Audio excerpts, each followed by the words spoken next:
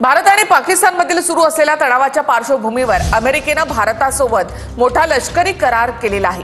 भारत आणि अमेरिकेमध्ये 1100 कोटी रुपयांचा संरक्षण करार मंजूर करण्यात आलाय। भारताच्या सागरी सुरक्षेची क्षमता त्यामुळे आणखी वाढणार आहे।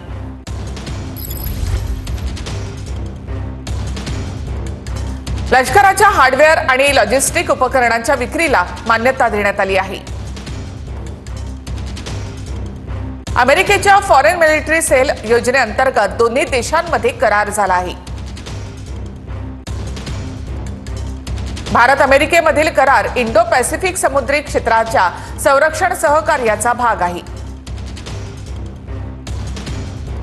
करारामुळे भारताच्या सागरी सुरक्षेची क्षमता आणखी वाढणार आहे।